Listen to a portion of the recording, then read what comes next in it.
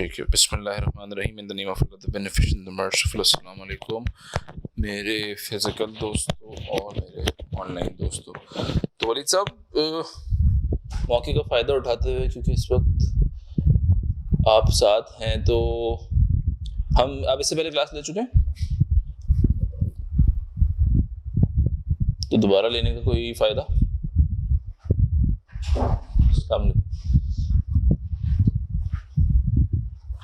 कौन से, इससे पिछले वाले में या पहले वाले में, यानी कि जून 2021 में या दिसंबर 2021 में? तो आपने सारी क्लासेस ली थी?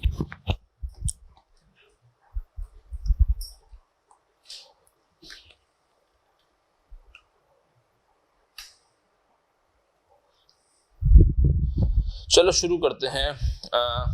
अगर कुछ if you need to consult तो आप मुझसे कंसल्ट कर लीजिएगा। बिस्मिल्लाहिर्रहमानिर्रहीम। मेरे दोस्त, आपका नाम? हुज़ैफा साहब। तो हमने पिछली क्लास में डिस्कस किया था स्ट्रैटेजिक एनालिसिस से, हमने गुफ्तगू शुरू की थी, और हमने, अगर आपको याद हो, तो हमने दिसंबर 2018 का क्वेश्चन किया था, which was the culmination of performance measurement, performance analysis, right? Fresh Fish Company, and that was a sort of performance analysis जहाँ पे हमें BCG matrix भी हमने डिस्कस किया था, right? तो वो BCG matrix हमने डिस्कस किया था कि okay, BCG matrix is used for, अगर कॉर्पोरेट हेडक्वार्टर ने स्ट्रैटेजी बनानी है तो best tool is BCG matrix. और हमने बात की थी कि तुम्हारे एग्जाम में इस नौयत का सवाल आता है कि you are being given several strategic business units, right? बहुत सारे एसबीयूज तुम्हें दिए हुए हैं, या बहुत सारे एसकेयूज दिए हुए हैं, या बहुत सारे प्रोडक्ट्स दिए हुए हैं, और अगर तुम्हें कुछ इस नौयत का डिसीजन करना है कि यार मेरे पास एक्स्ट्रा पैसा पड़ा है, मैं किधर इन्वेस्ट करूं, right? How can I allocate my financial resources, या तुम्हें फैसला करना है कि क्या मैं इस किस प्रोडक्ट से बाहर आ जाऊं, मैं किधर से कैश आउट कर दूं, किधर से डिवेस्ट कर दूं, किधर से सेल इन करूं। इन फैसलों के लिए हमने कहा था कि बीसीजी मैट्रिक्स है, जिसका स्टार, कैश काउ, डॉग और क्वेश्चन मार्क हमने बड़ी डिटेल में डिस्कशन किया था, राइट? हो गया। उसके बाद हम एक कदम और आगे बढ़े थे। हमने कहा था कि अगर हमें इंडस्ट्री को देखना है कंपेटिटिव फोर्सेस की नजर में, तो हमें एक मॉडल हमारे जहन में आया था, वो क्या था? पोर्टर्स का 5 फोर्सेस। वो बचपन से पढ़ा हुआ, हमने काफी डिटेल में डीप डाइव किया था कि यार पोर्टर्स 5 फोर्सेस क्या। हमने ये भी बात कही थी कि एग्जाम में एग्जामिनर ने बाकायदा 2 दफा पोर्टर्स 5 फोर्सेस के नाम से सवाल पूछा, राइट? और मैंने आपके वन ड्राइव के लिंक में भी वो हैंड आउट शेयर किया हुआ है। आगे बढ़ते हैं। फिर हमने डिस्कस किया था सर बीसीजी मैट्रिक्स के बाद कि व्हाट एग्जैक्टली हमने एंड्स ऑफ मैट्रिक्स पे गुफ्तगू की थी। हमने कहा था कि सर एंड्स ऑफ मैट्रिक्स की कुछ स्ट्रेटजीज हैं, और वो क्या है? Market penetration, market development, product development और डाइवर्सिफिकेशन। और हमने पूरा एक लाइफ साइकिल डिस्कस किया था कि how this life cycle works, और प्रोडक्ट लाइफ साइकिल की आपसे गुफ्तगू की थी, जिसमें कहा था अच्छा एक इंट्रोडक्टरी फेज है, एक ग्रोथ का फेज है, एक मैच्योरिटी का फेज है, और एक डिक्लाइन का फेज है, राइट? हो गया। और हमने ये बात कही थी कि एग्जाम में अगर हम डिसीजन दे रहे हैं कि डॉग को डाइवेस्ट कर दो, या क्वेश्चन मार्क पे, फॉर एग्जाम्पल क्वेश्चन मार्क को अपने पोर्टफोलियो से निकाल दो, तो we need to be vigilant, right? We can not say simply divest, we need to see is there any cross selling opportunities. कोई क्रॉस सेलिंग अपॉर्चुनिटीज बन रही है। सैमसंग की एग्जांपल ली थी, गियर वॉच को इसलिए डाइवेस्ट नहीं करूंगा क्योंकि गियर वॉच और मोबाइल की क्रॉस सेलिंग अपॉर्चुनिटी बनती है, राइट? सो वी सेड कि हाँ, अगर मेरा कंट्रीब्यूशन मार्जिन नेगेटिव आ रहा है और मेरे लॉस ही लॉस हो रहा है, तो yes I can divest, but I need to be vigilant while giving the recommendation in the exam. 2 चीजें और पिछली क्लास की आपको याद दहानी कराऊं। परफॉर्मेंस हमने तय कर लिया था पहली क्लास में कि परफॉर्मेंस मेजरमेंट, परफॉर्मेंस एनालिसिस आपके एग्जाम में गाहे बगाहे टेस्ट होता है। और हमने बात की थी सर प्राइस वॉल्यूम एनालिसिस की, राइट? जब आपके पास परफॉर्मेंस मेजरमेंट की बातें होंगी तो you need to comment on the price volume analysis. तुम्हें देखना है कि यार कितने से तुम्हारी टॉप लाइन बढ़ रही है और वॉल्यूमेट्रिक ग्रोथ कितना है। If there is a delta between them, so you will be able to ascertain कि okay, there is a price upside which the company has received. फिर तुम सवाल की नौयत देखते हुए बात करोगे कि अच्छा यार इसमें इलास्टिसिटी ऑफ प्रोडक्ट कितनी है, प्रोडक्ट की प्राइस इलास्टिसिटी कितनी है, डिमांड कितनी है, क्या रेगुलेटेड प्राइस है, क्या डीवैल्यूएशन की वजह से प्राइस इंक्रीज डिक्रीज मिला, ब्ला ब्ला ब्ला। बट ये चीज you need to make sure कि you at the end of the day have a look के यार okay what is the pricing increase and decrease, right? हो गया। दूसरी चीज हमने कहा था हम ग्रॉस प्रॉफिट का एब्सोल्यूट इंक्रीज वर्सेस टर्नओवर का एब्सोल्यूट इंक्रीज देखेंगे तो हमें पता चलेगा मेरे कॉग्स की मूवमेंट किस तरह है। ये बड़ा बेसिक चीज है लेकिन हमें एग्जाम में ये चीजें मिस नहीं करनी है, राइट हो गया। और तीसरी चीज हमने देख ली थी कि मार्केट एज अ होल कितनी ग्रो कर रही है और मेरी कंपनी कितनी ग्रो कर रही है, राइट। हमने दो बातें की थी, हमेशा हम दो जावियों से असेसमेंट कर रहे थे, एक था कंपनी की कॉम्पिटिटिवनेस, राइट, एक थी मार्केट की अट्रैक्टिवनेस। तो ये दो चीजें हैं मेरे दोस्तों, मेरे ऑनलाइन दोस्तों, जिससे तुम असेसमेंट कर रहे होगे कि where to go, how is the company looking like, blah blah blah. अब आज की क्लास शुरू करते हैं। अब जब तुमने स्ट्रेटेजिक एनालिसिस को ब्रॉडली देख लिया तो दूसरी चीज तुम्हारे पास आती है। अच्छा, मैं तुम्हारे वन ड्राइव पे एक प्रेजेंटेशन रखी हुई, उसको डाउनलोड कर लो, strategic choices.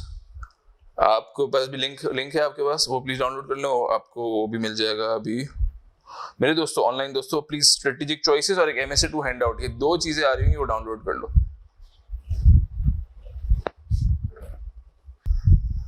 Okay, let's move forward.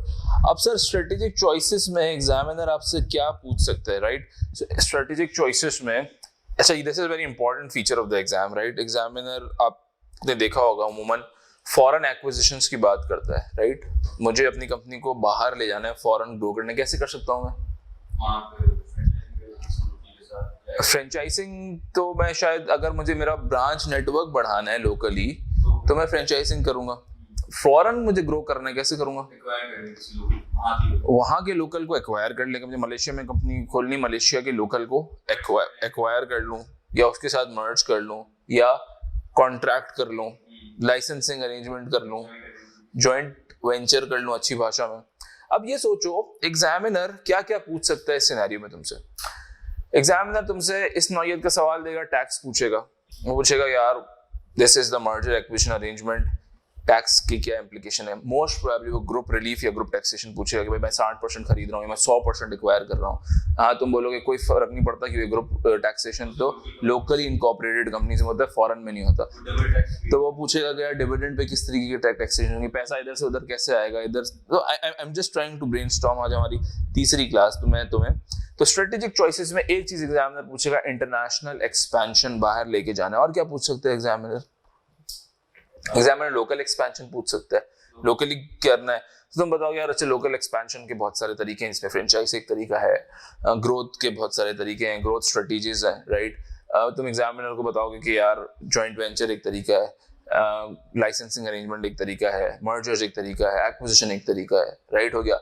Diversification एक स्ट्रेटेजी है, कॉन्ग्लोमरेट वाली बात है, ब्ला ब्ला ब्ला। तो ये एग्जामिनर तुमसे टेस्ट करेगा। जब वो तुमसे ग्रोथ टेस्ट करेगा तो गालिबन तुम्हें वैल्यूएशन की चीज भी उसमें लगा के दे सकता है कि यार अच्छा वैल्यूएशन कर दो। किस नौयत की वैल्यूएशन में पूछेगा? क्या क्या पूछ सकता है? फ्री कैश फ्लो की वैल्यूएशन पूछ सकता है। और क्या पूछ सकता है? एसेट बेस्ड वैल्यूएशन पूछ सकता है। और क्या पूछ सकता है? बूटस्ट्रैपिंग शायद। और क्या पूछ सकता है? प्राइस मल्टीपल्स के बारे में बात कर सकता है कि प्राइस मल्टीपल्स की बेसिस पे वैल्यूएशन बता दो। तो ये चीज एग्जामिनर पूछ सकता है। एक कदम और आगे बढ़ते हैं। एग्जामिनर तुमसे पूछ सकता है कि यार what exactly is the preferred approach to grow, right? So you need to assess the pros and cons and you need to tell कि यार अच्छा this is the preferred approach to grow।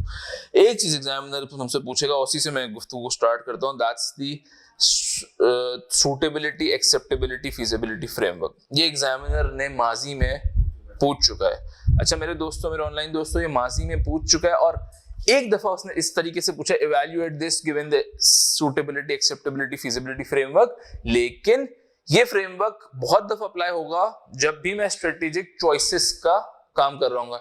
जब भी एग्जामिनर तुम्हें choice देगा कि ये choices हैं, आया एक्सपोर्ट करूं, आया वहां जाके प्रोडक्शन स्टार्ट कर दूं, वहां मैन्युफैक्चरिंग स्टार्ट कर दूं, कुछ भी कर दूं, तो ये फ्रेमवर्क तुम्हारे जहनों में होना चाहिए जस्ट टू मेक श्योर कि तुम असेस कर लो। जब मैं ये कहता हूं तो इट डजंट मीन कि तुम्हें एग्जाम में सवाल सॉल्व करने में ये 3 हेडिंग देनी है कि भाई अच्छा सूटेबिलिटी इसके नीचे ये पॉइंट, एक्सेप्टेबिलिटी इसके नीचे ये पॉइंट। नहीं, ये फ्रेमवर्क अगर तो एग्जामिनर एक्सप्लिसिटली कहता है यूजिंग दिस फ्रेमवर्क इसको इवैल्यूएट करो तो yes you need to do this, otherwise you just need to have this in your mind ताकि तुम्हारा कंप्लीटनेस ऑफ आंसर इंश्योर हो जाए।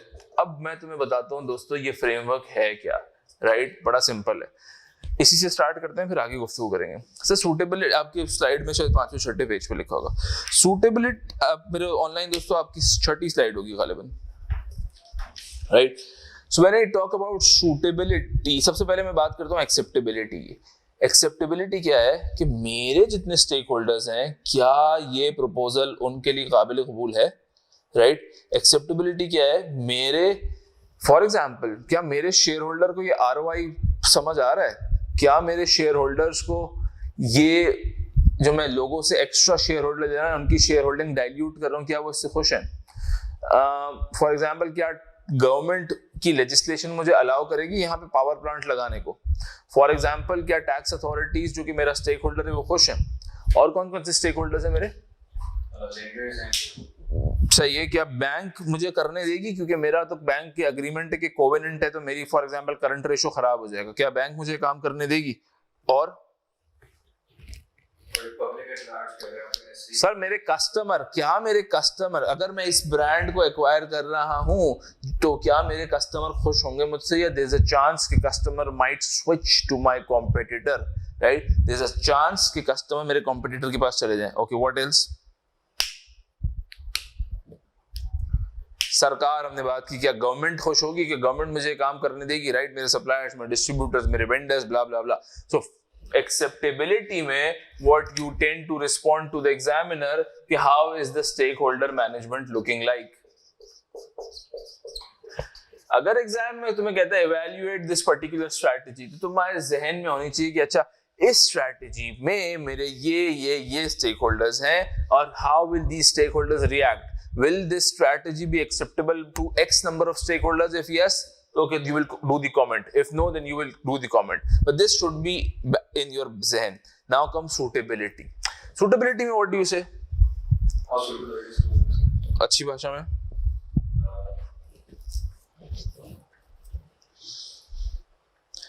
सर क्या मैं ये स्ट्रैटेजी ऑप्ट करके, क्या मैं ग्लोबल जाके मेरे कॉम्पिटिटर को मात दे सकता हूं, क्या मैं कॉम्पिटिटिव लैंडस्केप में can I win, is it aligned to my strategic objectives, जो मेरा हदफ था, जो मेरा विजन था, जो मेरा मिशन था, is this strategy aligned, is this strategy suitable to my overall strengths, right. Is this strategy something जिससे मेरी कोर कॉम्पिटेंसीज एनहांस होती है, इज दिस स्ट्रैटेजी समथिंग जिससे मेरा मसला हल होता हो, राइट। फॉर एग्जाम्पल मुझे चाहिए पैसे, राइट। अब मेरे पास दो स्ट्रैटेजी है, एक स्ट्रैटेजी ये है कि मैं फॉर एग्जाम्पल लोन ले लूं, दूसरी स्ट्रैटेजी ये है कि मैं शेयर होल्डर्स के पास जाऊं और बोलूं मेरी इतनी इक्विटी ले लो और मुझे इतना पैसा दे दो।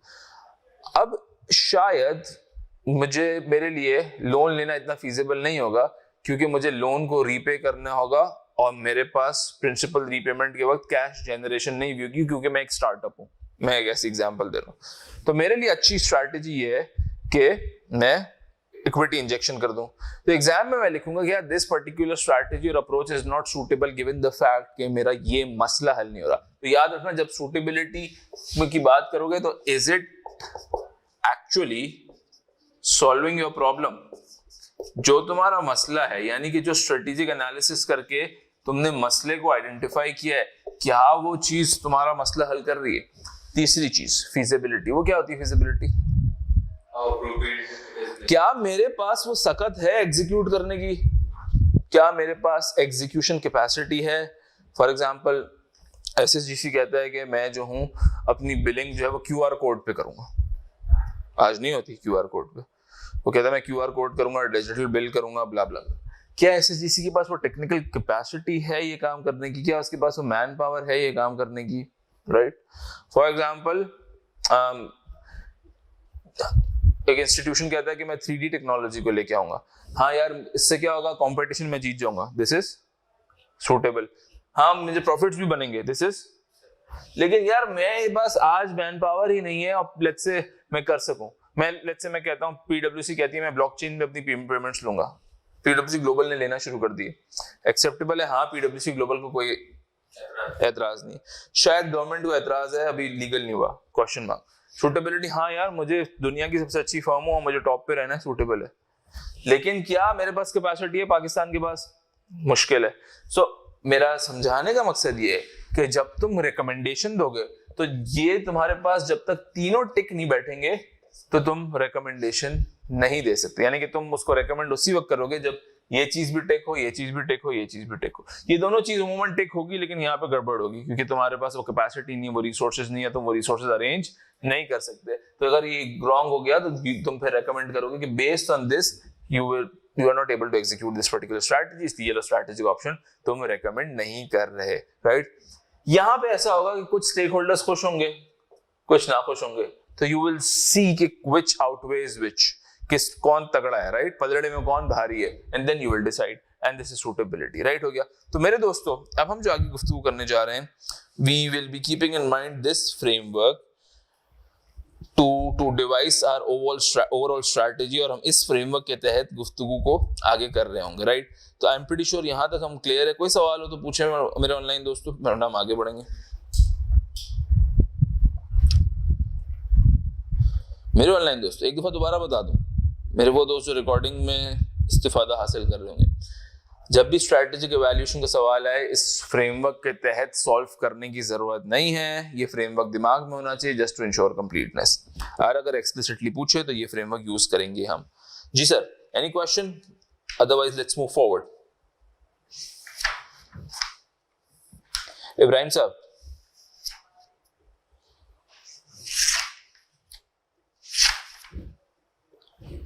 इब्राहिम साहब,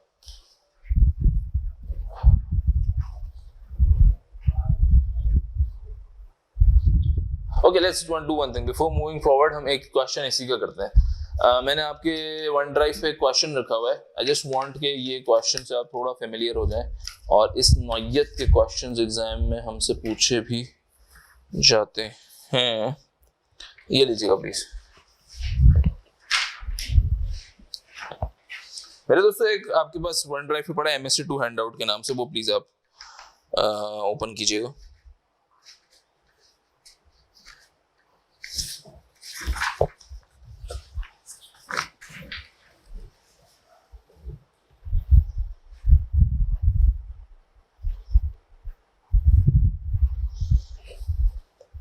MSc2 handout BBB biotechnology company के नाम से सवाल, ICW का सवाल।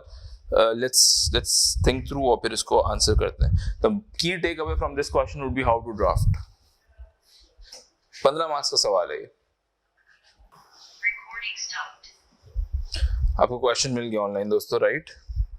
MSc2 हैंडआउट के नाम से एक स्कैन्ड क्वेश्चन पड़ा हुआ है।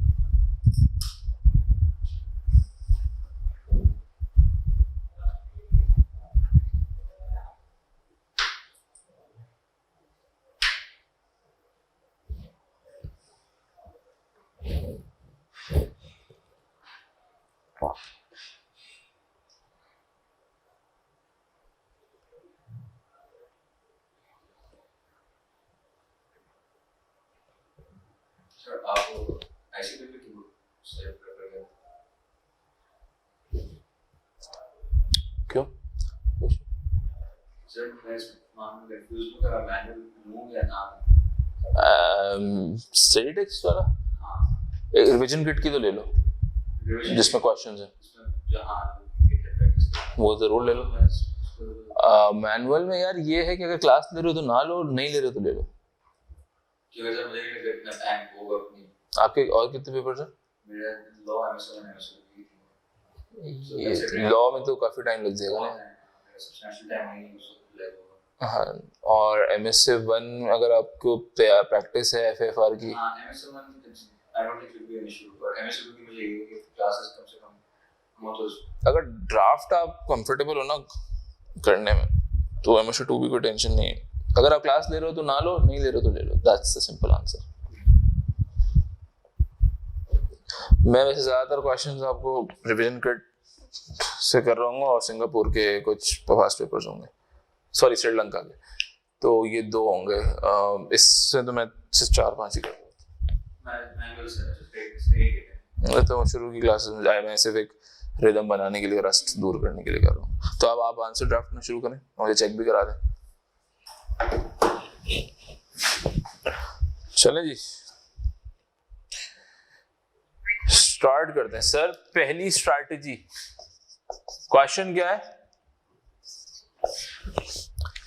क्वेश्चन को थोड़ा सा मैं ब्रीफ दे देता हूँ कि सर आपके पास एक फार्मास्यूटिकल कंपनी है जो ड्रग्स बनाती है, right, and the company is in startup stage, right, और कंपनी को सबसे बड़ा मसला क्या है वलीद साहब? मसला ये है कि कंपनी के पास पैसा नहीं है, कैश नहीं है, and the company struggling with that and company is looking for different options, right. हमें क्या करना है? हमें स्ट्रैटेजी की इवैल्यूएशन करनी है यार, how the company can get out of this problem, और जो स्ट्रेटेजिक ऑप्शन टेबल पे रखे हुए हैं, are these option the best of all, और यू थिंक कि नहीं there are other options which the company could pursue, right? हो गया। पहला ऑप्शन क्या है? It says the venture capital company has suggested that it will guarantee the cash flow until the first drug is successfully launched in commercial quantities. However, it would expect its equity holding to rise to 60% once the offer is accepted. Sir, suitability, Waleed साहब क्या लिखूं suitability में? Is this strategy suitable? 5 marks का सवाल है, दो pointers लिखूंगा, क्या लिखूं?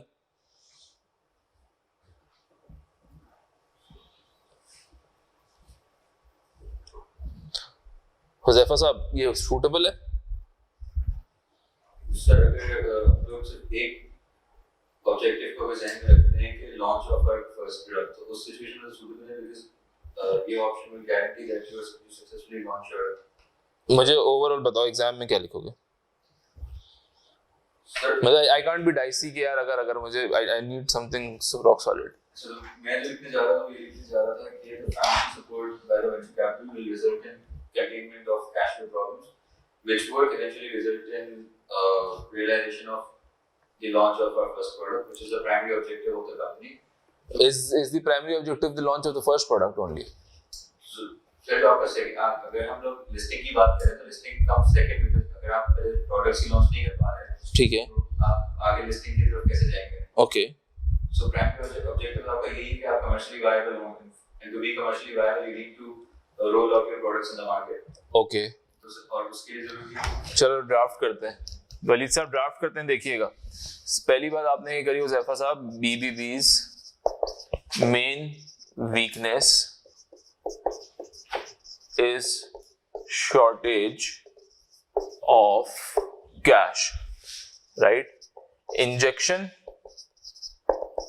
of cash from venture capitalist will help launch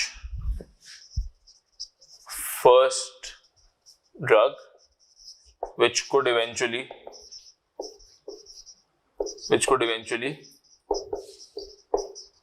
make the company competitive.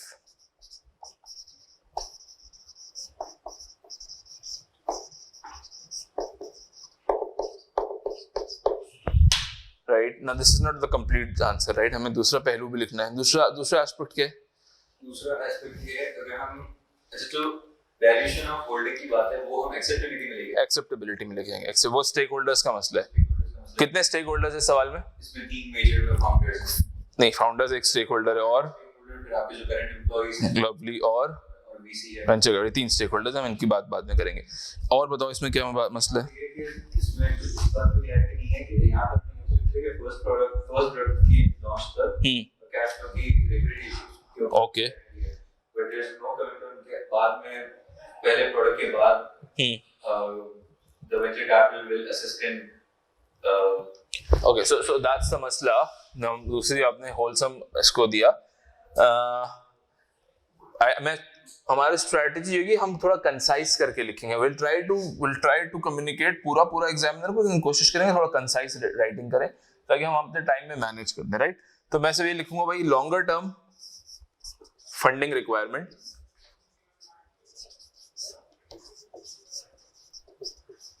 That is between launch, मेरे ऑनलाइन दोस्तों मुझे उम्मीद है राइटिंग समझ आ रही होगी, फर्स्ट ड्रग एंड कंपनी की फ्लोटेशन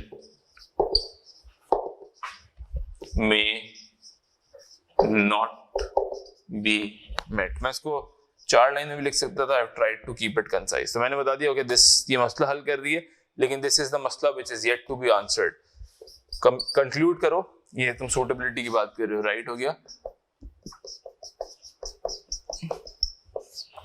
कंक्लूड कर दो। अभी तो इस वक्त तो बात सर्वाइवल की है, तो this option looks suitable, right, given the fact that short term and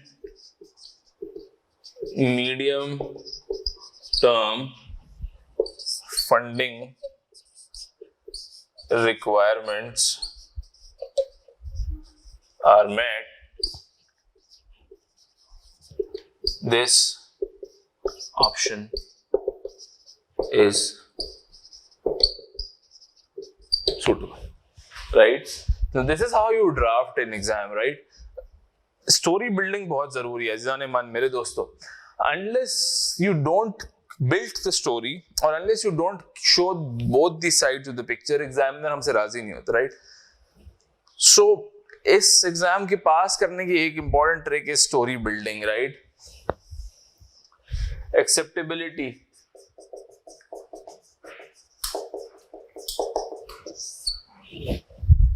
क्या लिखेंगे मेरे ऑनलाइन दोस्तों? इब्राहिम साहब,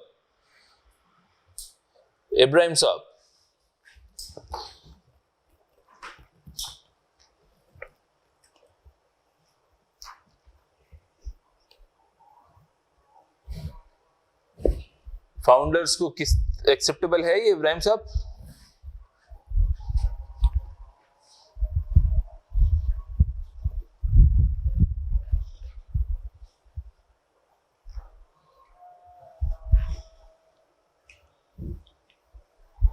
शुक्रिया वलीद साहब ड्राफ्ट कैसे करना है फाउंडर्स? अब देखो एग्जाम में मुझे टाइम भी देखना है, मुझे पूरा कम्युनिकेट करना है, राइट? तो I can simply write founders not acceptable given significant reduction in share holding, employees not acceptable given they are currently working on lower salary,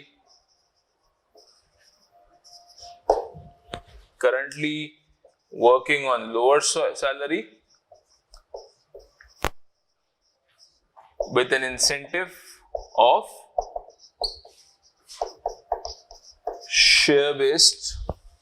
share options, venture capital, okay, accepted, right? Again 5 marks का एक सवाल है, so you don't keep on writing and writing, और मैं इसमें बहुत लंबी भी कर सकता था भाई, एम्प्लॉइज आज कम पैसों पे काम कर रहे हैं, I just try to keep it concise, right? Feasibility, इसमें कोई इंटरनल रिसोर्सेज का ताल्लुक नहीं है, एग्जीक्यूशन का कोई ताल्लुक नहीं है, फीजिबिलिटी के बाब में कोई इशू नहीं है, लेकिन ओवरऑल लेवल पे हम इस स्ट्रैटेजी पे नहीं जाएंगे because this is not acceptable to in 2 बंदा, राइट? सो हमने ये बात तय कर ली थी कि ये होगा। मैं इक्विटी शेयर लूज कर देगा उन्होंने शायद, बिल्कुल खूब का increase read once acceptability point on board, या दोस्त ये फाउंडर्स में लिख दिया not acceptable given significant reduction in shareholding, right? इसमें यूं भी लिख सकते हैं कि फाउंडर्स की एंटरप्रेन्योरल स्पिरिट है, उनको 5 साल बाद कंपनी लिस्ट करनी है, उसमें से प्रॉफिट टेकिंग करनी है, ये सब लिखूंगा, that would be the icing on the cake. लेकिन मैं एग्जाम पर्सपेक्टिव से बता रहा हूँ, हमारे पास इतना टाइम नहीं है, हमने की मैसेज कम्युनिकेट किया और हम आगे बढ़े। अगर 10 मार्क्स का होता तो मैं उस तरीके से आंसर करता, ये 5 मार्क्स का, right. Employees not acceptable given they are currently working on lower salary with an incentive of share options. Venture capital accepting, feasibility okay, कोई मसला नहीं था, ठीक है। अब आगे बढ़ते हैं। दूसरा ऑप्शन मैं अब सॉल्व नहीं करता, आपसे बातें करता हूँ, फिर हम आगे बढ़ेंगे। A large pharmaceutical company is offered to buy outright, मतलब buy the company outright and retain the services of 3 founders and a few of the staff. Okay.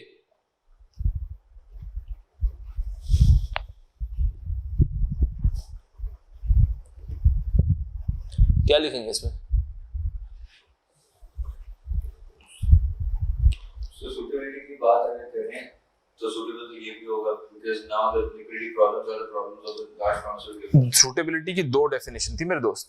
Suitability की इब्राहिम साहब 2 डेफिनेशन थी। एक तो था कि मेरा मसला हल कर दो और मेरे स्ट्रेटेजिक ऑब्जेक्टिव से भी अलाइन होने चाहिए। मेरा स्ट्रेटेजिक ऑब्जेक्टिव से अगर आप मुझे हटा दोगे, मेरा मसला हल करोगे, तो दैट्स नॉट दी फायदे, that's not suitable at all. मेरा स्ट्रेटेजिक ऑब्जेक्टिव है कि I have to run a company independently, क्योंकि I want to run the company independently so as to list in 5 years। मुझे अपना नाम लॉन्च करना है, BBB, राइट।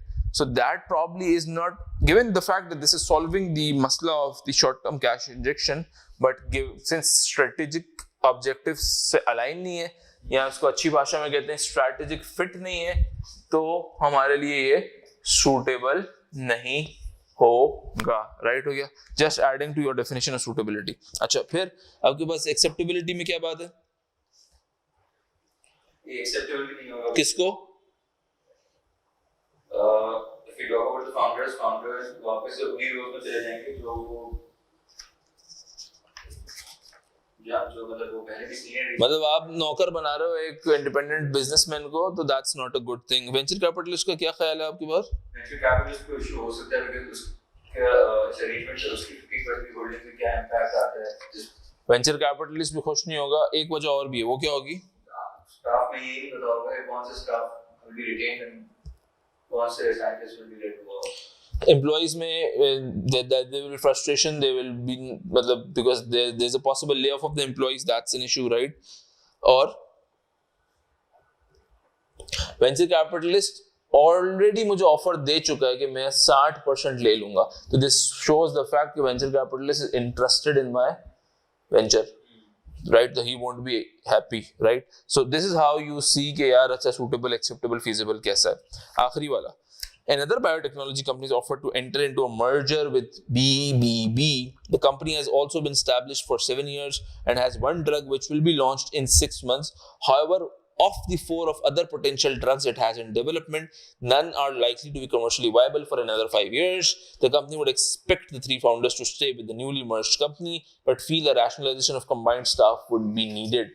Suitability के बाब में क्या ख्याल है आपका?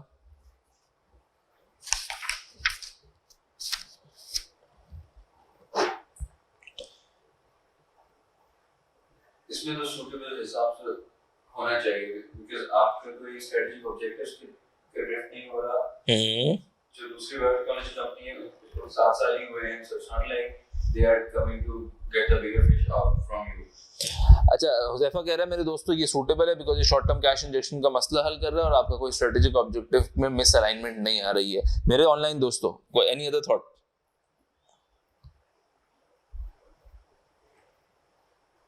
मेरे ऑनलाइन दोस्तों एनी अदर थॉट? मैं इसको ड्राफ्ट भी कर रहा हूँ।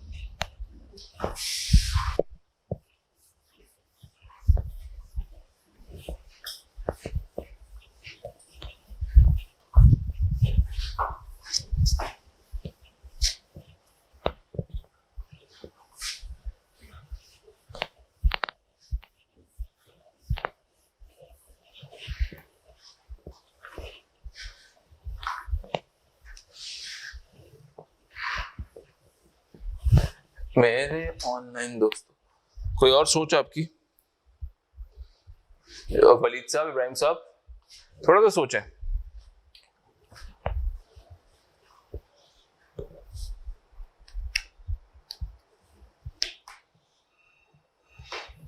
ओके मैं इसको लिखता हूँ, it will provide short term cash support. ये मैं स्ट्रैटेजी नंबर 3 की बात कर रहा हूँ, cash support as new drug of another organization is to be launched.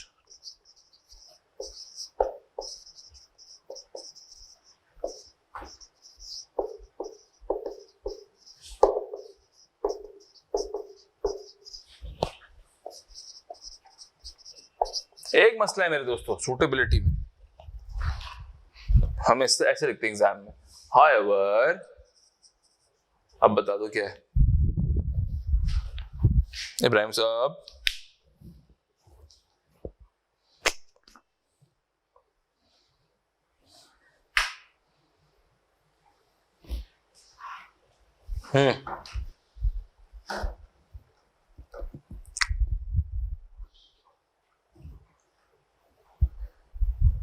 Sir do you see उस कंपनी के कोई और ड्रग्स है?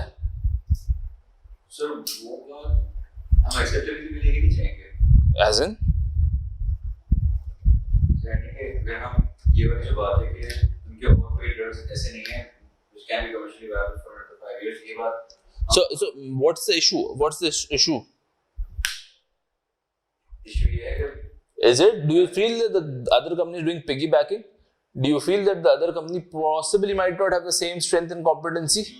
Right? So मेरे लिए strategically suitable नहीं होगा किसी ऐसी कंपनी से हाथ मिलाना जिसके पास पॉसिबली कोर स्ट्रेंथ ही नहीं है। एक रिसर्च कंपनी दूसरी रिसर्च कंपनी के पास जा रही है जिसके अगले 5 साल में कोई ड्रग ही नहीं है वायबल, सो एक क्वेश्चन मार्क तो है ना, right? So just to make a point के व्हेन यू मतलब इट्स वेरी सिंपल, मैं पढ़ लूं लेकिन you need to figure out something deep in the question, right? So this is something which is an issue either, right?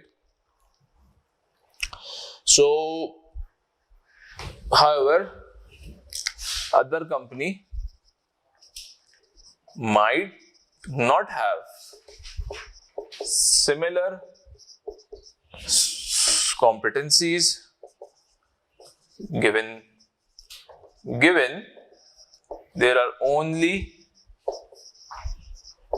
2 drugs, 2 drugs है ना, which are which are नहीं, given there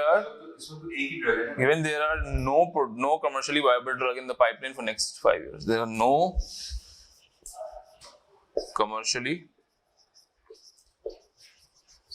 viable drug in pipeline for next 5 years.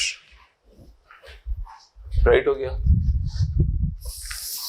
Feasibility में क्या लिखेंगे? Acceptability की बात नहीं कर रहा, फिजिबिलिटी में क्या लिखेंगे? सर फिजिबिलिटी में ये देखना होगा कि जो ना आगे में बात की है rationalization of combined staff. Okay, तो मेरे एम्प्लॉइज इससे नाखुश होंगे। जब हम पहले ही बोल चुके हैं कि उनके पास शायद कोई कॉम्पिटेंसीज इतनी स्ट्रांग ना हो, तो बट उनकी कॉम्पिटेंस जो जैसे भी कॉम्पिटेंसीज हैं उनके merge with the existing competence. Merger में क्या रिस्क होता है? कल्चर अच्छी भाषा में क्या कहते हैं इब्राहिम और वलीद? अच्छी भाषा में क्या कहते हैं? मर्जर में हमेशा एक रिस्क होता है, 2 डिफरेंट कंपनीज का मिलाप है, एक रिस्क है। क्या रिस्क है?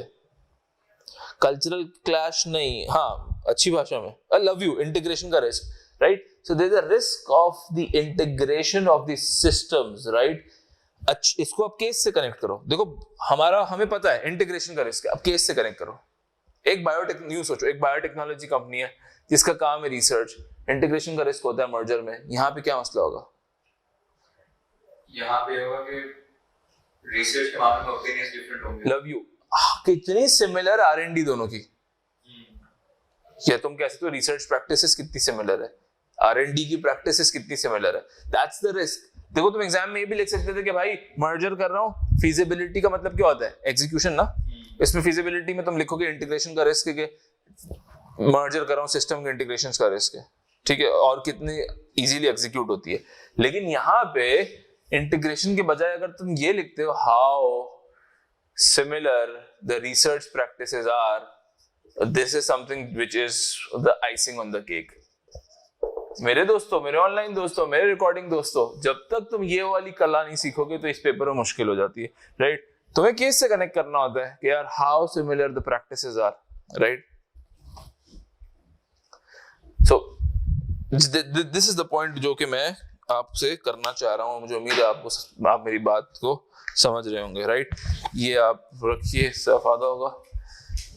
अच्छा, तो अज़ीज़ान मन आगे बढ़े।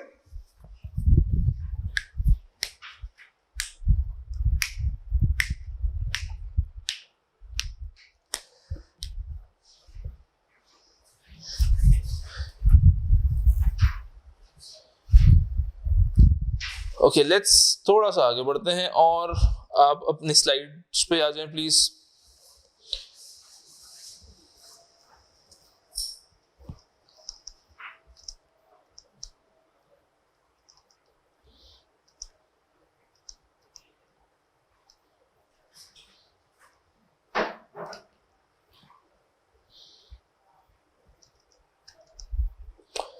ओके,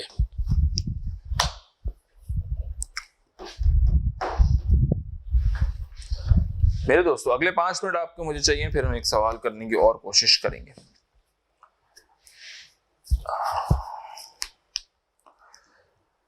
सर, आपके पास ग्रोथ के बहुत सारे मोड्स होते हैं, राइट। और एग्जाम में यू वुड बी आस्क्ड कि यार जब भी आपको एक ग्रोथ का मोड देगा तो आपसे वो सिंपली एडवांटेजेस डिसएडवांटेजेस नहीं पूछेगा, वो आपसे कहेगा अच्छा केस से कनेक्ट करो और फिर मुझे एडवांटेजेस और डिसएडवांटेजेस बता दो, राइट। मैं बहुत क्विकली तुम्हें रन थ्रू कराता हूं ताकि तुम्हारी मेमोरीज रिफ्रेश हो जाए। सो मर्जर एंड एक्विजिशन में जब मर्ज कर रहा हो तो किसी दूसरी कंपनी के साथ, राइट, तो क्या रिस्क होता है? इंटीग्रेशन। और क्या कहते हैं अच्छी भाषा में इसको? Cultural assimilation, cultural differences, right. एक सेठिया कंपनी के अगर एमएनसीज के साथ है तो दैट्स अ मसला। और स्पीड एक बड़ा मसला है। सर, एक कंपनी है ट्रांसफॉर्मेशन की जर्नी पे और बड़ा रैपिडली अपने आप को चेंज करी, दूसरी कंपनी है जो कि फॉर एग्जांपल उस एजाइल नहीं, उस स्पीड पे नहीं है, तो यू वोंट सी सिस्टम्स अपने एक दूसरे के साथ कम्युनिकेट नहीं कर पाएंगे, राइट। एमएनए कब फायदा देती है? एमएनए सक्सेस देखो, कुछ एमएनएस देखा होगा तुमने जो कि फेल हो जाती है, कुछ एमएनएस होता है जो कि फायदा देती है। कब फायदा देती है? काफी ज्यादा आपके गोल्स अलाइन होते हैं, जब 2 + 2 5 होते हैं, जब सिनर्जी क्रिएट होती है, जब एमएनए फायदा देती है। अदरवाइज एमएनए फायदा नहीं देगी। क्या रिस्क है? आप अलाइन नहीं कर पा रहे आपस में। मैं मेरा कस्टमर लूज कर जाऊंगा प्रोबेबली इफ मेरा कस्टमर उस ब्रांड से खुश नहीं जिसको मैंने, उस ब्रांड की रेपुटेशन अच्छी नहीं है, फॉर एग्जांपल वो ब्रांड सेफ्टी में लूज करता रहा है माजी में, राइट, ब्रीचेस करता रहा, blah blah blah, right. So unless you are able to create this synergy, देखो 2 चीजें होती हैं स्ट्रेटेजिक सक्सेस के लिए। एक होती है सही स्ट्रैटेजी चूज करूं और फिर उसको इंप्लीमेंट कर दूं। अभी मैं क्या बात कर रहा हूं? स्ट्रैटेजिक चॉइसेस की बात कर रहा हूं। So when you are doing choices, so you need to consider some of the things, right. सबसे पहली चीज मैंने बताई कि how is the decision making in the process. दूसरी चीज सिनर्जी। तीसरी चीज क्या देखेंगे? एमएनए की बात कर रहा हूं कि जब मैं एक कंपनी को खरीदने जा रहा हूँ, एक कंपनी का जम होने जा रहा हूँ, तो क्या देखूंगा? कॉम्पिटेंसीज अलाइन करें आपस में। नहीं, थोड़ा और।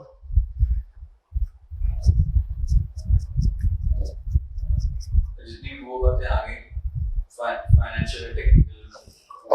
फाइनेंशियल तो हमारा बेबी है, हमने कहा ड्यू डिलिजेंस कर लें।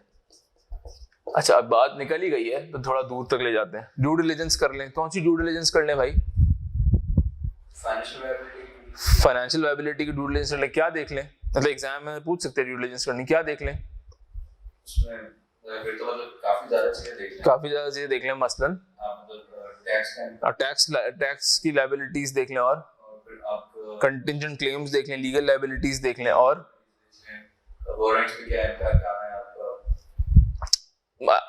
अनरिकॉर्डेड लायबिलिटीज देख लें, राइट, और ब्रांड की वैल्यूएशन देख लें, राइट। तो this is the financial due diligence. एक कदम और आगे बढ़ो, टेक्निकल ड्यू डिलिजेंस करोगे या प्रोडक्शन कैसा है, प्रोसेसेस कैसे हैं, मशीन कितनी पुरानी है, मशीन 20 साल पुरानी तो मैं इसी कंपनी को ले रहा हूँ, मुझे इसकी मशीन रिप्लेस करनी है, राइट। लीगल ड्यू डिलिजेंस कर ले, एचआर की ड्यू डिलिजेंस कर ले, मैन पावर कैसा है, राइट, मैन पावर कितना तगड़ा है, ये तो सारी ड्यू डिलिजेंस तुम करोगे ही करोगे। और बताओ मेरे ऑनलाइन दोस्तों और क्या चीजें देखोगे जब मैं एमएनए की तरफ जा रहे होंगे? जिस मार्केट जिस प्रोडक्ट में डील कर रहे हैं उसकी आगे क्या आगे के उसके क्या प्रोस्पेक्ट्स, ग्रोथ अपॉर्चुनिटीज देखोगे। और मैं कंपनी को अगर लेता हूं तो मेरा एक रिस्क है कि मेरी सेल्स जो है वो थोड़ी सी खराब हो जाएंगी। इसको क्या कहते हैं? नहीं अच्छी भाषा में कैनिबलाइजेशन, राइट। जब मैं किसी ऐसी देखो, एक तो होती है कॉन्ग्लोमरेट वाली चीज, लकी ने अगर एक्वायर कर लिया केमिकल को, तो लकी अब सैमसंग के साथ काम कर रहे हैं, लकी मोबाइल प्रोडक्शन में नहीं था, दैट्स समथिंग वेरी डिफरेंट नीश। लेकिन एक टेक्सटाइल कंपनी दूसरी टेक्सटाइल कंपनी को एक्वायर कर रही है, या राइट, दोनों के एसक्यूज थोड़े फर्क है, राइट। एक कंपनी इलेक्ट्रिक ग्लव्स बनाती है, एक कंपनी हैंड हेल्ड ग्लव्स बनाती है, फॉर एग्जांपल। सो प्रॉब्ली कुछ मसले हो सकते हैं, right. So what you see is के there is a risk of cannibalization which you tend to see while going for M&A. जब तुम अपनी ग्रोथ देखते हो तो साथ में तुम कैनिबलाइजेशन का रिस्क भी देखते हो। जब तुम अपनी ग्रोथ देखते हो तो साथ में तुम स्विचिंग कस्टमर्स का रिस्क भी देखते हो, कस्टमर दूसरे ब्रांड की तरफ ना चले जाए, right. So that's something which you see, right. What is the safest mode of growth? Organic growth sir हाँ, मुझे टाइम बहुत लगेगा लेकिन बड़ा मेटिकुलस हो जाऊंगा मैं, राइट। मैं उस स्पीड से शायद पेनिट्रेट ना कर पाऊं लेकिन मैं बड़ा मेटिकुलस हो जाऊंगा ग्रोथ के मामले में, तो मुझे चीजें पता चल जाएंगी, राइट। ओके, और क्या चीजें होती हैं अगर रिटेल में ग्रो करना है? तो फिर आप डाउनलोड करें, फॉरवर्ड इंटीग्रेट करना नहीं, अगर मुझे ब्रांच एक्सपेंशन करना है तो मैं फ्रेंचाइजिंग की तरफ चले जाऊं। फ्रेंचाइजिंग का क्या फायदा क्या नुकसान? ब्रांड आपका रहता है, काम भी और करता है, आपको एक फीस मिलती है, प्रोडक्ट आपका बिक रहा होता है। और फायदा क्या है? फायदा ये है कि वो ही बेच रहे हैं जो आप बना रहे हो उसको, ठीक है, प्रोडक्ट में कोई इशू नहीं आएगा। और एक फायदा, और सर आपका फुटप्रिंट स्टैब्लिश हो जाता है और दूसरे कॉम्पिटिटर को आप इतनी जल्दी आने नहीं देते, राइट। नुकसान है आपका फ्रेंचाइजिंग, क्या नुकसान है भाईजान? मुझे 100 रुपए नहीं मिलते, अब मुझे फ्रेंचाइजिंग की सिर्फ 7% फी मिलती है टॉप लाइन की। पहले मैं अगर करता तो मुझे पूरे 100 रुपए मिलते, अब मिलते मुझे सिर्फ 7 रुपए। लेकिन मुझे पैसा चाहिए था, मुझे कैपिटल इंजेक्शन चाहिए था, तो मैंने फ्रेंचाइज से बेचना शुरू करी, अपफ्रंट फ्रेंचाइज बेची और पैसा ले लिया। लेकिन रिस्क ये है, सबसे बड़ा रिस्क क्या है? वो बर्गर लैब वाले का गोश्त बहुत बासी था तो उसने किसी को फ्रेंचाइज दी हुई थी, वो डिफेंस वाली, और पूरे बर्गर लैब पे एक रेपुटेशन का रिस्क आ गया। सो व्हाट्स द मसला? Sir I need to choose the franchisee very carefully because if there is any bond, so there is a risk of mal reputation across the entity. Across the entity बड़ा risk है। हाँ, standardisation कर लूंगा। अगर कोई ऐसी company है जिसकी स्टैंडर्डाइजेशन नहीं हुई तो फ्रेंचाइज मसला है, क्योंकि every other franchise will adopt their own practice which is not a good thing. हाँ, फ्रेंचाइज से कॉस्ट सेविंग्स भी मिलती है, मैं सप्लाई चेन सेविंग्स भी करता हूँ, blah blah blah, but you need to be very cautious while choosing franchise, right. आओ एक और सवाल करते हैं और फिर फ्रेंचाइज पे मजीद तस्करा करेंगे।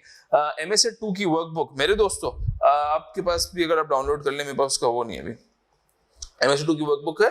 MSA 2 की वर्कबुक हाँ, आपके ड्राइव पे है, मैं रख देता हूँ ड्राइव, आईकेप की वेबसाइट। आईकेप मेरे ऑनलाइन दोस्तों आपके पास MSA 2 की अगर ड्राइव हो, वर्कबुक हो, कामरान बाबा के नाम से एक क्वेश्चन है। कामरान बाबा, बड़ा तगड़ा क्वेश्चन है, वर्किंग कैपिटल भी उसमें कवर करेंगे और उसमें हम कुछ बातें भी करेंगे। मुझे प्लीज आप नोट दीजिएगा अगर आपको एक्सेस मिल गया उस क्वेश्चन का।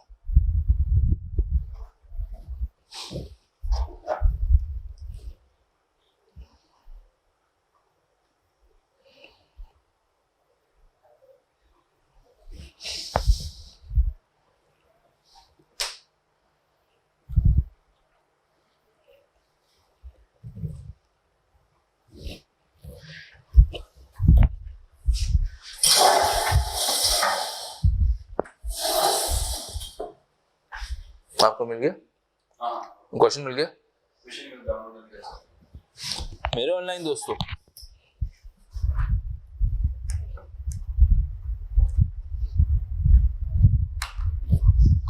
मुझे रख देनी चाहिए थी, मैं रख नहीं पाया। कोशिश करता हूँ मैं यहाँ से ढूंढूं।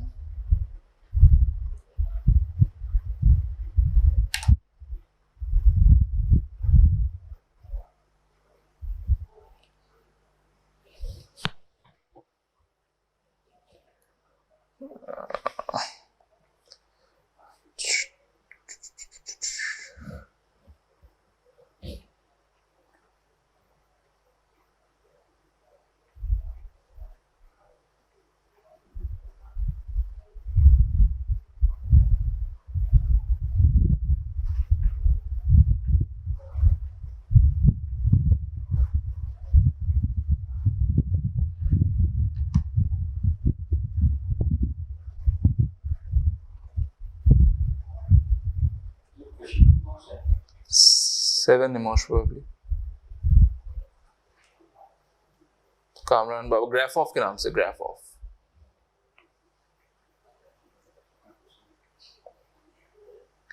Graph of. इब्राहिम साहब आपको मिल गया? मैं अभी रख भी रहा हूँ वन ड्राइव पे। एक्चुअली आईकेप ने अब नई अपडेटेड दी थी, मैं वो मेरे दूसरे लैपटॉप में पड़ी। खैर मैं ये रख देता हूँ।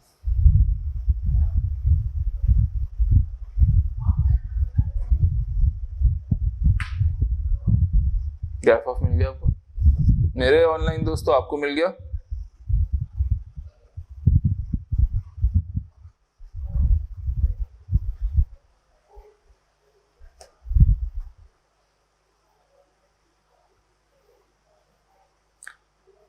इब्राहिम साहब आप भी कंफर्म कर दें प्लीज, फिर मैं इस सवाल का पहले एक ब्रीफ दूंगा, फिर मैं आपको कहूंगा कि आप स्टार्ट कीजिए।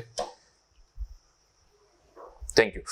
ओके, 2 मिनट लिए, सवाल का फ्लेवर पढ़े, पहले रिक्वायरमेंट पढ़ेंगे।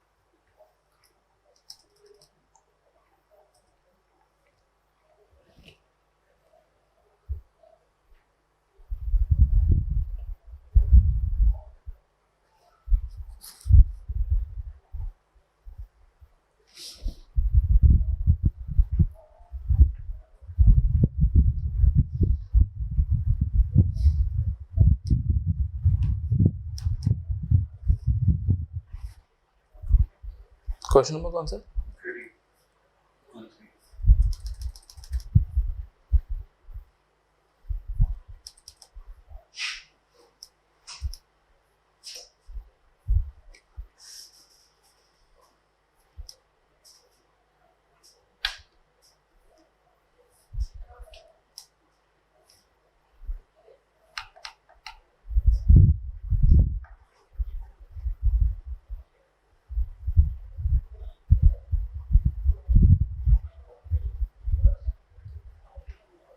अच्छा दोस्तों, ये 30 मार्क्स 33 मार्क्स का सवाल है, राइट। हम अभी आज की क्लास में पार्ट ए करेंगे और इंशाल्लाह इसमें वर्किंग कैपिटल की भी गुफ्तगू है कि किस तरीके से वर्किंग कैपिटल जनरेट किया जा सकता है। बड़ा अच्छा सवाल है, तो हम वो चीज भी कवर कर रहे होंगे। लेकिन let's target part A, evaluate the franchising option. Again ये स्ट्रेटेजिक इवैल्यूएशन है, लेकिन हमें फ्रेमवर्क नहीं लगाना, हमें बस इसको जहन में रखते हुए बस आंसर देना है। Evaluate the franchising option being considered by graph of, highlighting advantages and disadvantages of this approach from Mr. Kamran's perspective. Important है Kamran's perspective, right? 5 से 10 मिनट लीजिए, फिर हम इंशाल्लाह साथ करेंगे. अगर आप उसे ड्राफ्ट कर देंगे तो मैं आपको चेक भी कर दूंगा. यार इसको अगर मैं बंद करूं, यस,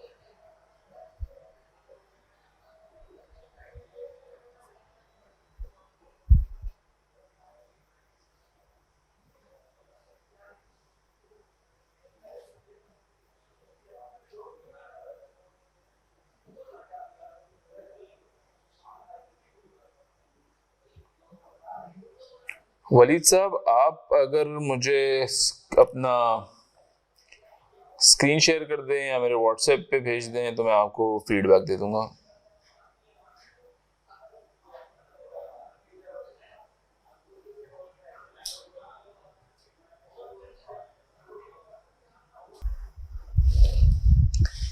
चले भाई चले, देख सकता हूं मैं कुछ.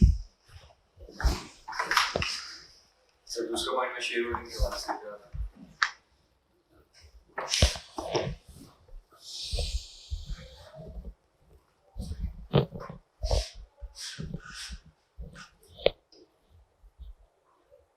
क्या यार, आई डोंट थिंक इसकी जरूरत है. मतलब गिवन द एग्जाम इसकी जरूरत नहीं.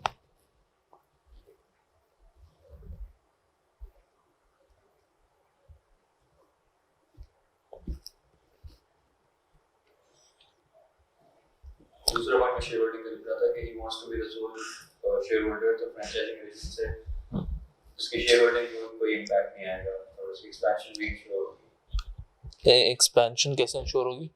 यानी कि वो फुटप्रिंट इंक्रीज हो रहा है ना, तो वो. लेकिन इसको एक मसला है, क्वेश्चन है. मसला क्या है? स्ट्रैटेजिक इशू क्या है? he need to manage the he's not a people's person. he need to manage the fund in the period of expansion. तो ऐसा का मसला है, डिविडेंड भी चाहिए, पैसा भी चाहिए. वो मसला हल होगा, वो मसला इस तरह हल होगा ना, वो अपफ्रंट फी आ जाएगी, तो वो हम लिखेंगे, राइट? तो बहुत अच्छा लिख रहे हो. सिर्फ अब जैसे since the franchise would now be responsible for removal depots, this could result in no significant cost being incurred by Kamran, right? बिल्कुल अच्छा लिखा. लेकिन मसला क्या हल कर रहा है ये?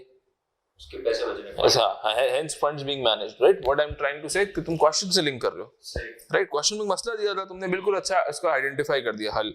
लेकिन बस यहाँ कॉमा लिख के अगर तुम ये लिख दो hence funds being managed, तो मजा आ जाएगा, राइट? तो कोई एग्जामिनर क्लिक कर लेगा कि तुमने क्वेश्चन से पकड़ लिया मसला और उसको हल बता दिया, राइट? हो गया, खूब.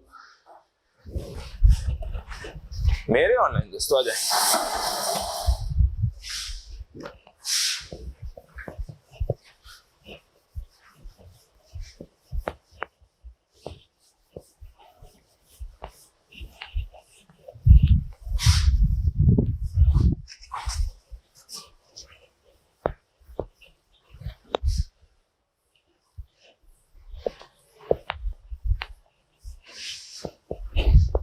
मन हाँ.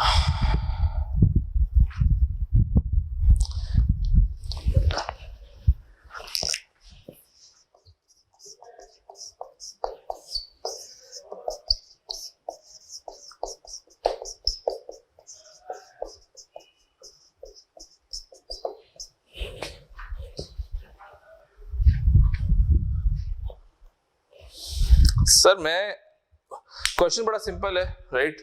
Let's see how to draft, right? मैं आधा जुमला मैं लिखूंगा, आधा जुमला आप लिखेंगे, राइट? ओके,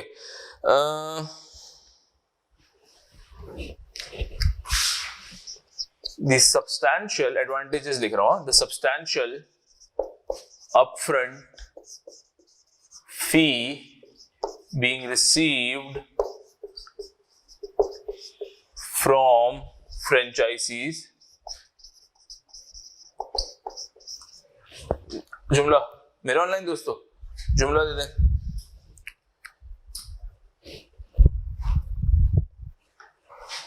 अबे यार रिकॉर्डिंग स्टॉप की हुई हमने। मेरे रिकॉर्डिंग वाले दोस्तों, हम ड्राफ्टिंग की टेक्निक देख रहे हैं, राइट? हमने एडवांटेजेस ऑफ फ्रेंचाइजिंग से गुफ्तगू शुरू करी। आधा जुमला मैं लिख रहा हूँ, आधा जुमला आप दे दीजिए मेरे ऑनलाइन दोस्तों। थोड़ा सा पेस पकड़ें प्लीज।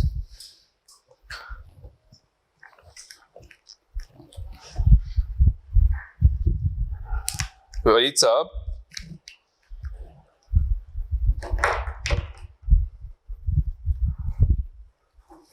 अब देखो वलीद साहब, will help in cash flows नहीं, हमें पता है कि कामरान को मसला है, क्वेश्चन में गिवन है, right? The substantial upfront fee being received from franchise will solve the cash flow भी लिख सकते हैं, या फंड भी लिख सकते हैं, इन्वेस्टमेंट भी लिख सकते हैं, प्रॉब्लम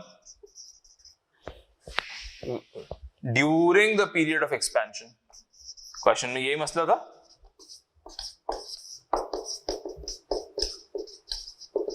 ठीक है, एडवांटेजेस ऑफ फ्रेंचाइज हमें पता है अपफ्रंट फी मिलती है, लेकिन how is this helping the मसला जो कि क्वेश्चन में गिवन है। अच्छा, ओरिजिनली क्या प्लान था उसका?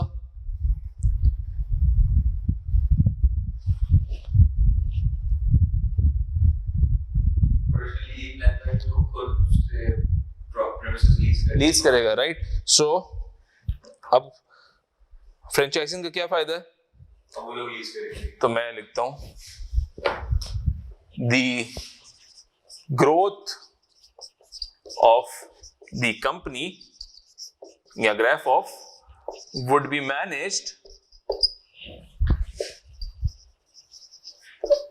managed by franchisees। अब क्वेश्चन से लिंक किया, hence Kamran's original plan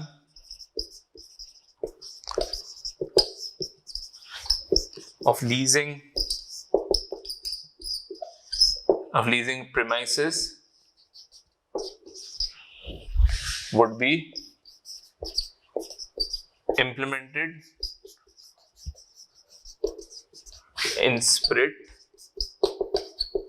and also, भाई मैं जब लीज लूंगा कॉस्ट भी तो लगेगी ना, अवॉइडिंग एसोसिएटेड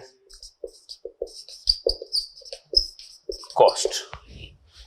मेरे दोस्तों कहना क्या चाह रहा हूं, ब्लू वाला तुम ऊपर भी लिख सकते थे, Kamran's original plan of leasing premises would be implemented through the franchise blah blah blah. What I am trying to say, unless तुम ये रब्त नहीं बनाओगे, हाँ मजा नहीं आएगा। एक और रब्त बनाते हैं, और क्या फायदा है?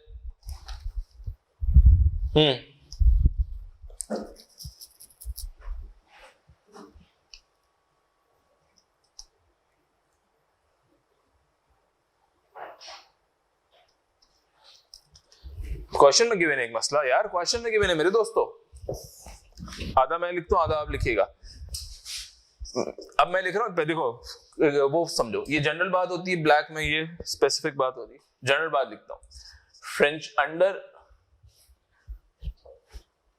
in franchise arrangement, responsibility to run business and motivate staff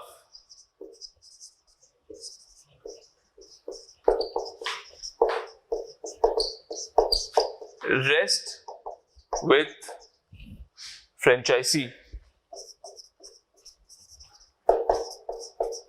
अब दूसरा इसको सब्सटेंशिएट करेंगे जुमला। ये तो मैंने एडवांटेज लिख दिया, केस से कनेक्ट करेंगे।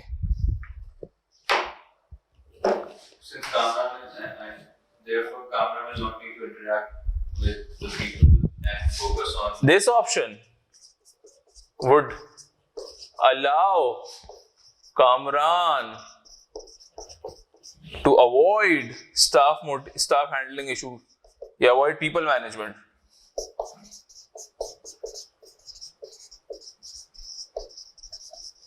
Hence focusing more on product development, ये blah blah. इसको तुम मुझसे अच्छा ड्राफ्ट कर सकते हो, मैं तुम्हें सिर्फ एक टेक्निक बताने की कोशिश कर रहा हूँ. मेरे दोस्तों से मैंने पहली क्लास में कहा था, अगर हम इससे ब्लैक वाला लिखेंगे नेकेड जुमले, नंगे जुमले, इसमें मजा नहीं आता. You need to substantiate with the information given in the question. Right हो गया. और कोई मसला जो क्वेश्चन में गिवन है? दो ही मसले हैं, people management skills और liquidity issues. लिक्विडिटी इश्यूज को मैंने कहीं पे वो किया, यहाँ कर दिया. और फाइनेंसिंग भी मुझे रेज नहीं करनी पड़ेगी. एक्स्ट्रा यहाँ पे मुझे लिखना चाहिए था, जो कि मैंने मिस कर दिया. राइट, यहाँ मुझे शायद इसको कवर कर लेना चाहिए था, एक्सटर्नल फाइनेंसिंग. मेरे दोस्तों, मुझे उम्मीद है आप ट्रेन पकड़ रहे होंगे आहिस्ता आहिस्ता. ठीक है, इसी तरीके से डिसएडवांटेजेस भी हैं. आए थोड़े से ड्राफ्ट करते हैं आपके साथ. मेरे ऑनलाइन दोस्तों, आप सब मेरे साथ हैं. मेरे ऑनलाइन दोस्तों, are you following me? Right, Ibrahim साहब, वलीद साहब, you are getting what I am trying to say, I hope. Sir disadvantage क्या है?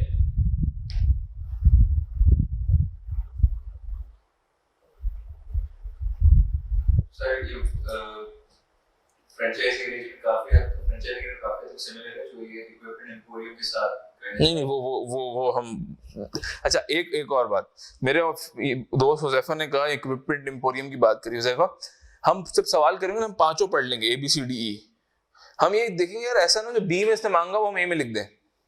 जैसे बी में इसने मांगा इक्विपमेंट एम्पोरियम वाली बात, तो हम ए में लिख के फिर बी में क्या करेंगे? Right, so we need to have a holistic version.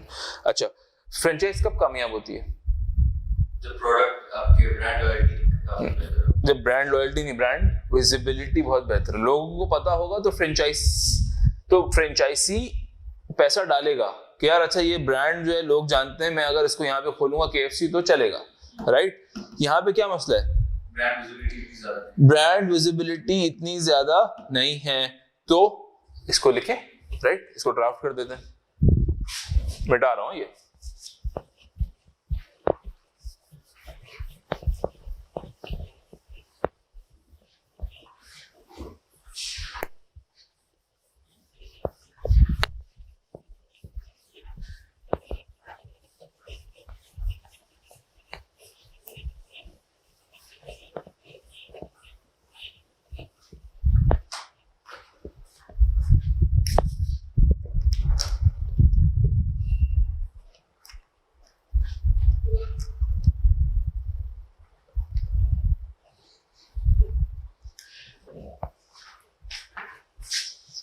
The success of franchise scheme relies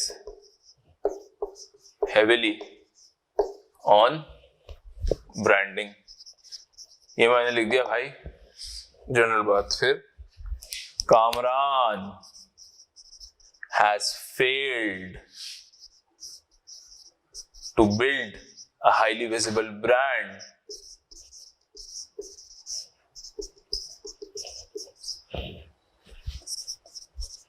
Which can be potential roadblock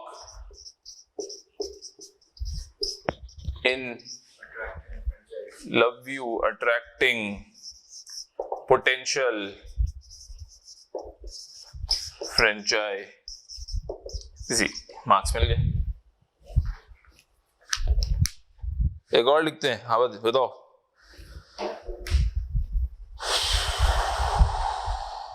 franchise का और क्या मसले हैं?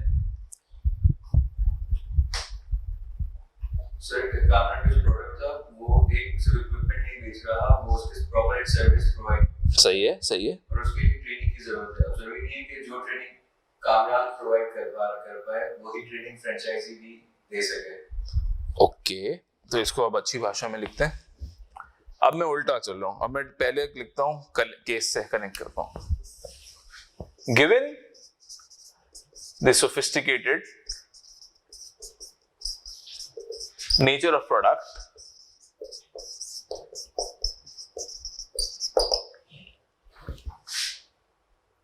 the risk of malreputation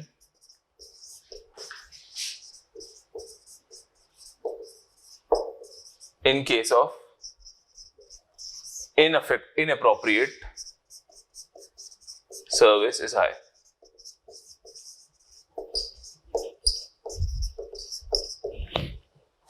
ये मैंने केस की बात करी, केस का सर्विस बता दिया, प्रोडक्ट का मसला बता दिया। इन केस ऑफ कामरान अब कनेक्ट करता हूं। This risk further increases. क्यों? Provision of trading is the provision of. As there are no standard operating procedures which has yet been defined, right? As there are no standard operating procedures yet